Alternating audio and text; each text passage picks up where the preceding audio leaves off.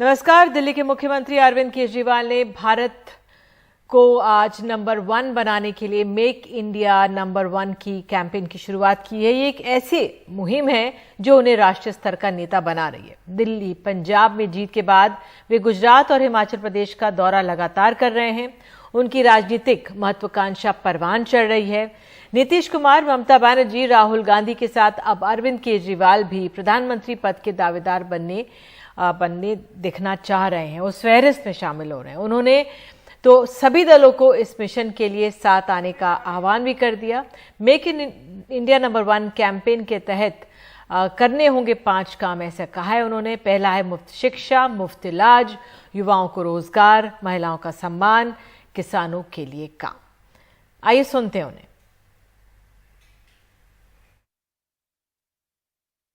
हम पीछे क्यों रह गए? भारत पीछे क्यों रह गया? आज भारत का हर नागरिक ये पूछ रहा है। भारत का हर नागरिक गुस्से में है। भारत का हर नागरिक क्रोध में है कि हम पीछे क्यों रह गए। हम किसी से कम हैं क्या? हम किसी से कम थोड़ी हैं। भारत के लोग दुनिया के सबसे इंटेलिजेंट लोग हैं। भारत के लोग सबसे मेहनती लोग हैं। भारत के लोग दुनिया में सबसे बेस्ट लोग हैं। लोगों के अंदर एक क्रोध है, लोगों के अंदर एक प्रश्न है कि इन 75 सालों के अंदर कई ऐसे देश हैं, छोटे छोटे देश हैं, जो हमारे बाद आजाद हुए और हमसे आगे निकल गए। सिंगापुर हमसे 15 साल बाद आजाद हुआ,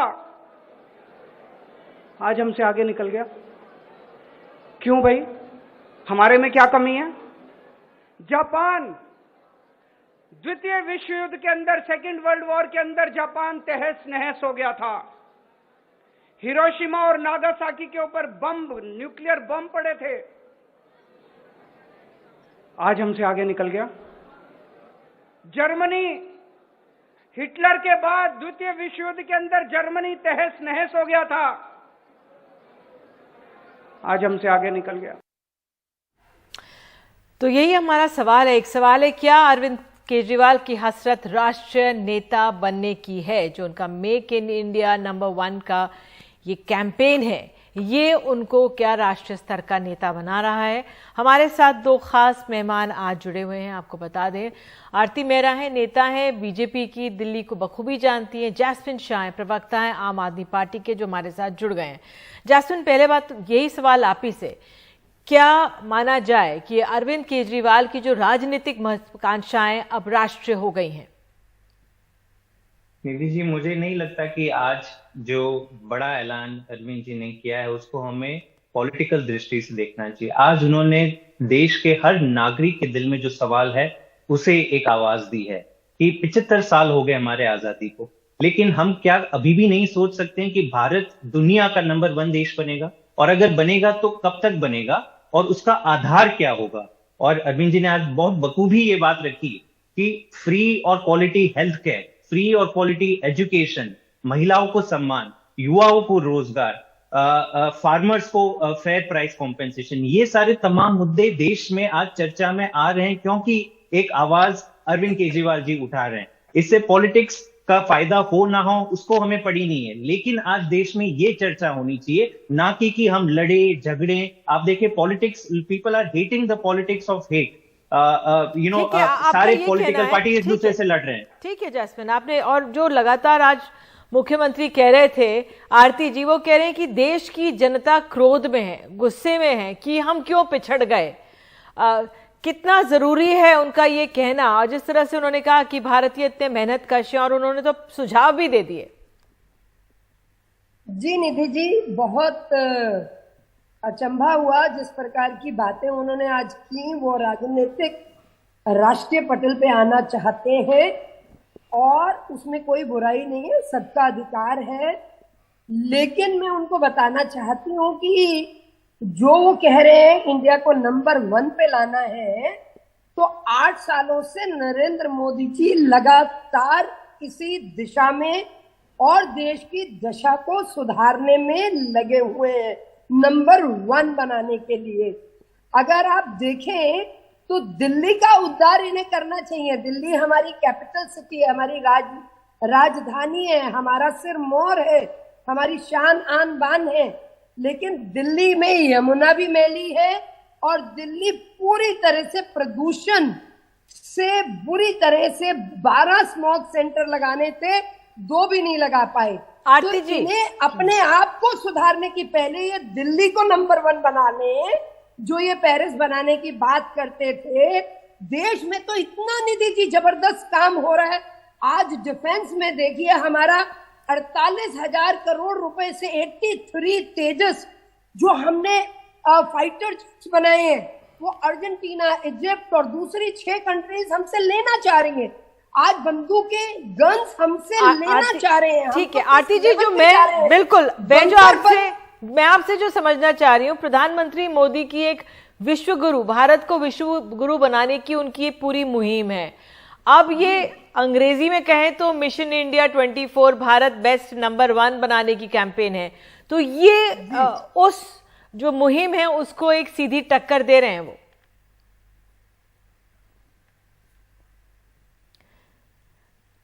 मुझे बताया जा रहा है आरती जी जुड़ेंगी हमारे साथ, टेक्निकल इशू है। जैस्मिन, राजनीतिक महत्वाकांक्षा कैसे ना मानी जाए? आप कह रहे हैं कि राजनीतिक बात नहीं, ये तो पूरी राजनीतिक महत्वाकांक्षा ही है।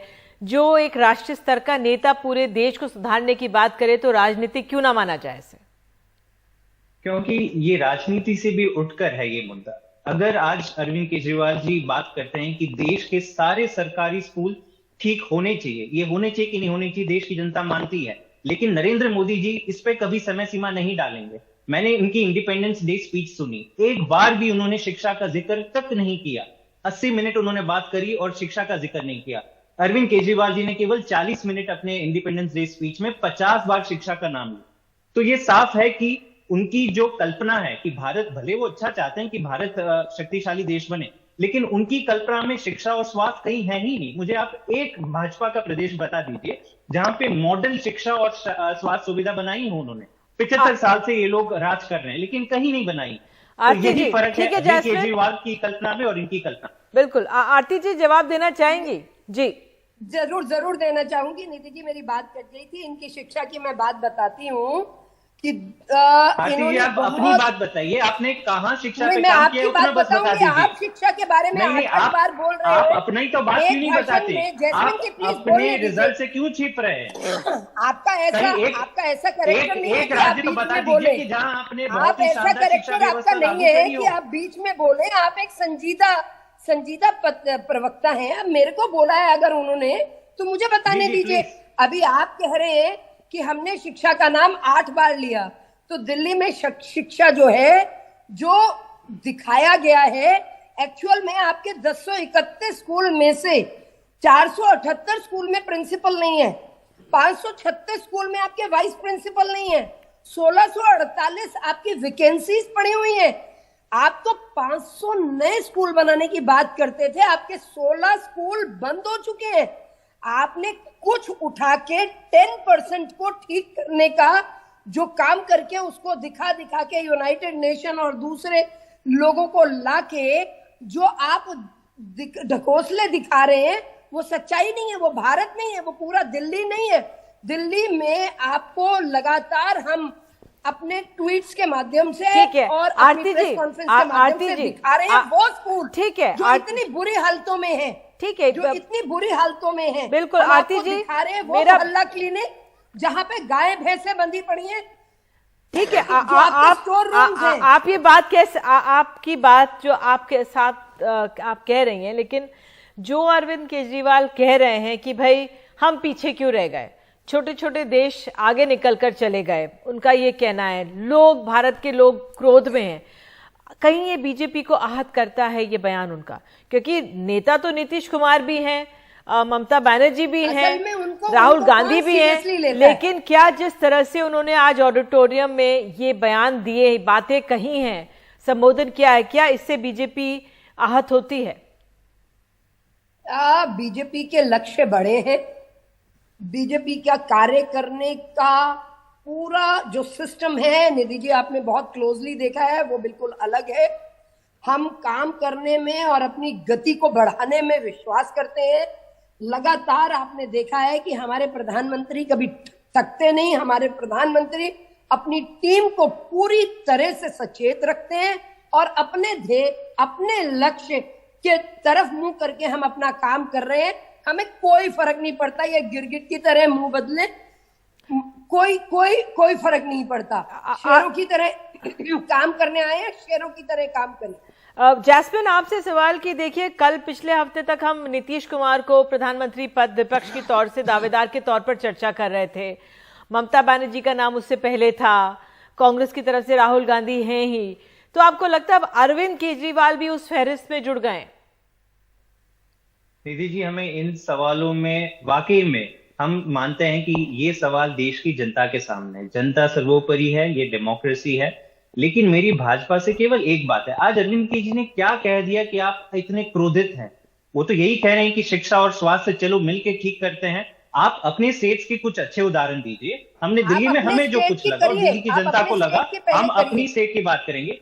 ये जो है कि जब भी हम शिक्षा की बात करें तो आप बस गुस्सा, आप आलोचना करें, कभी आप अपने राज्यों की बात नहीं करेंगे। कभी आप ये नहीं कहेंगे कि हमने गुजरात में स्कूल ठीक कर दिए, यूपी में स्कूल ठीक कर दिए। तो यही तो दुनिया, देश की जनता देख रही है कि एक ईमानदार नेता है, एक ईमानदार पार्टी जो लगातार कह रहे हैं कि चलो आकर मिलकर हाथ जोड़कर, ये पॉलिटिकल पार्टी की बात नहीं है, देश आपका भी है, देश मेरा भी है। हम चाहते हैं कि हर बच्चे को अच्छी से अच्छी शिक्षा मिले। तो इसमें आप बात क्यों नहीं कर सकते? आप अपने अच्छे उदाहरण क्यों नहीं शेयर करते? आप हमेशा आलोचना करने में कि अरे यूएस की फर्स्ट लेडी क्यों आई, न्यूयॉर्क टाइम्स ने इतना अच्छा आर्टिकल क्यों लिखा, आपने सबको पेमेंट दे दिया है। तो ये फजूल की बात करके जनता देख रही है कि आपकी प्रायोरिटी क्या है। आपकी देश को नंबर 1 बनाने की कल्पना में शिक्षा और स्वास्थ्य कहीं है ही नहीं। और ये देश की प्राथमिकताएं, आज जो मिशन आज अरविंद केजरीवाल ने सामने रखा है, तमाम जो नेता राष्ट्रीय स्तर की बात करते हैं वो यही मिशन, यही मुद्दे सामने रखते हैं। लेकिन असल में जमीन पर कितना आता है ये बहुत अहम है। लेकिन जिस तरह से आज अरविंद केजरीवाल ने मसले, ये मुद्दे सामने रख दिए, वाकई में उनकी जो राष्ट्रीय विचार है वो एक तरह से उनका राष्ट्रीय मिशन सामने आ गया है। और वाकई में विपक्ष के जो महकमा है उसमें इससे जरूर खलबली मची होगी। बहुत बहुत धन्यवाद, आप दोनों जुड़े हमसे बात करने के लिए। दीदी, मैं तो कुछ जी आप कह रही थी तो मैं काट नहीं पाऊंगी। हाँ बोलिए जी आरती जी। मैं बस एक लाइन कह रही हूँ कि जो IMF की जो emerging market and development economy total वो बताती है, उसमें इंडिया जो है वो उसकी प्रोजेक्शन 6.1 है, ऐसे ही नहीं हो गई है। जहां चाइना की भी 4.6 है और जितनी इमर्जिंग नेशंस हैं उनकी 4 से ऊपर नहीं गई हैं। उसमें जो इंडिया है उसकी 6.1 है। ये सारा बताता है कि हम कितने सीरियस हैं, हम कितने सिंसियर हैं। चलिए, देश की जनता समझेगी आंकड़े, और तमाम राजनीतिक दल आंकड़े देते हैं, वो स्वागत योग्य है। लेकिन वाकई में जमीन पर कितना असर हो रहा है आम आदमी के लिए, ये बहुत महत्वपूर्ण है। तो कू ऐप के जरिए कुछ हमारे जो दर्शक हैं उन्होंने अपनी राय भेजी है, सवाल भेजे हैं। करण तिवारी हैं, उन्होंने लिखा है, भगवान ने भारत को सब दिया है, फिर हम पीछे क्यों हैं। और आदर्श हैं एक, उन्होंने लिखा है, हमारे बाद आज़ादी पाने वाले कई छोटे राष्ट्र हमसे आगे निकल गए। उनका ये कहना। बहरहाल एक छोटा सा ब्रेक ले रहे हैं, तुरंत लौटेंगे, बने रहिए NDTV इंडिया के साथ।